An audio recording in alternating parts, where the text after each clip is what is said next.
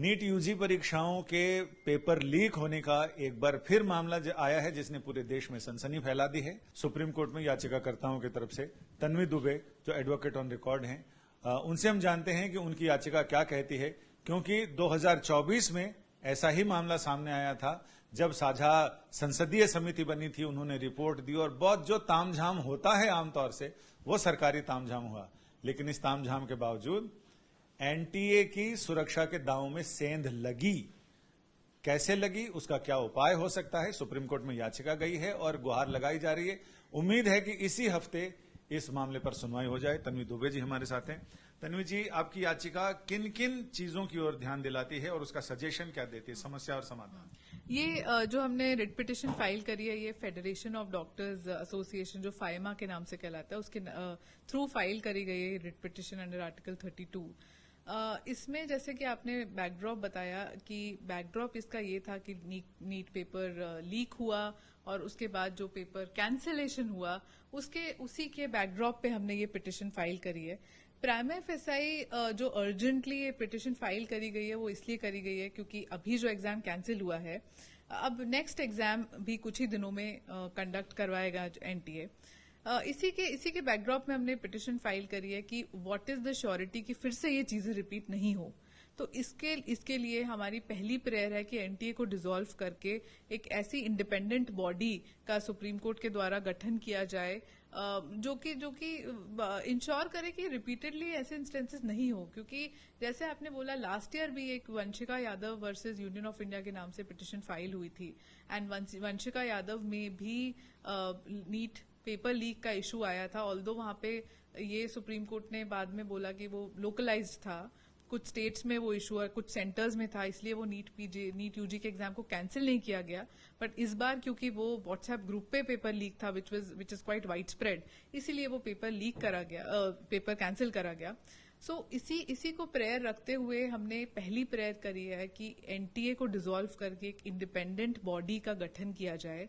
दूसरी प्रेयर जो हमने करी है कि क्योंकि अब ये एग्जाम बहुत जल्दी फिर से होगा, तो जब भी ये एग्जाम होगा there has to be some court appointed body. एक कोर्ट अपॉइंटेड बॉडी इस पूरे प्रोसेस को मॉनिटर करे और इस पूरे प्रोसेस की ट्रांसपेरेंसी इंश्योर करने के लिए there has to be some management committee और some kind of body which has to overlook at the activities and transparency, जिससे इंश्योर हो इस एग्जामिनेशन प्रोसेस की। बिकॉज ये एक बहुत बड़ा नेशनल लेवल एग्जाम है जो कि फ्यूचर डॉक्टर्स जिस पे डिपेंडेंट है। काफी जब मेरा इंटरेक्शन हुआ काफी स्टूडेंट से, तो मुझे भी पता चला कि वो कई महीने नहीं बल्कि कई सालों से 11th या 12th से ही जो बच्चे हैं वो प्रिपरेशन स्टार्ट कर देते हैं इस एग्जाम की, और बहुत एस्पिरेशंस और बहुत होप्स रहते हैं।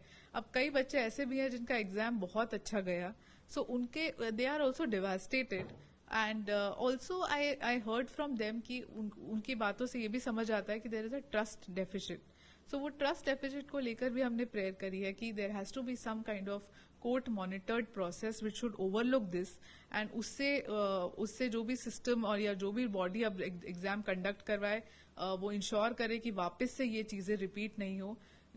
सिर्फ एग्जामिनेशन प्रोसेस में नहीं बल्कि इवैल्यूएशन में भी, बिकॉज कई पिटिशंस पहले भी ऐसी आई हैं जिसमें इवैल्यूएशंस पे क्वेश्चन उठे हैं कि एक्सपेक्टेड स्कोर और एक्चुअल स्कोर में बहुत बड़ा डिफरेंस है। All of these things also come into picture.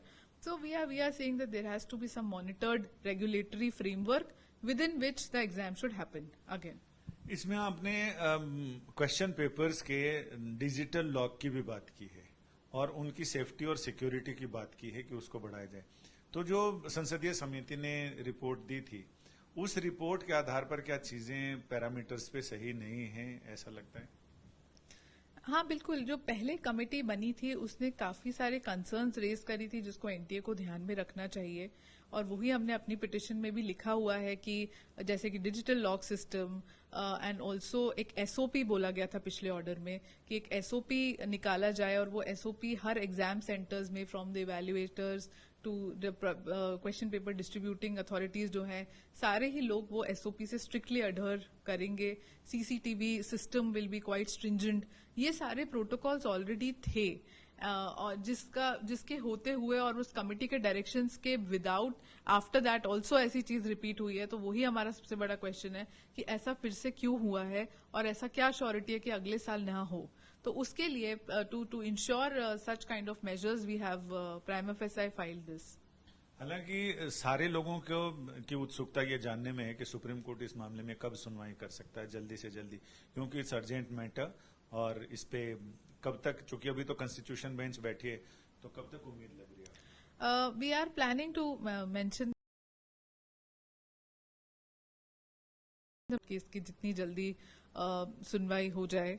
We will try कि इसी हफ्ते, अगर सब्जेक्ट टू द डायरेक्शंस, इसी हफ्ते इस मैटर की अर्जेंट बेसिस पे सुनवाई हो। किसी ने सच ही कहा है कि समस्या, दुश्मन और बीमारी, इनको हल्का करके नहीं आंकना चाहिए। जैसे ही सर उठाएं वैसे ही सर कुचलना चाहिए। अब जाकर जब 2 साल के अंदर ये दोबारा ऐसी चीज हुई है, तब जाकर ये लगता है कि उस समस्या को लोकलाइज मानना शायद बहुत बड़ी भूल थी। वो लोकलाइज नहीं, जिसको आप लोकलाइज समझते हैं वो फिर कैसे ग्लोबलाइज हो जाता है, ये खुद देखने वाले को समझ में नहीं आता। और जिन्होंने टिप्पणी की थी, उनकी टिप्पणी भी एक बार उन्हें फिर सोचने पर मजबूर करेगी, क्या वो समस्या सचमुच लोकलाइज थी? कैमरामैन सचिन के साथ संजय शर्मा, दिल्ली, आज।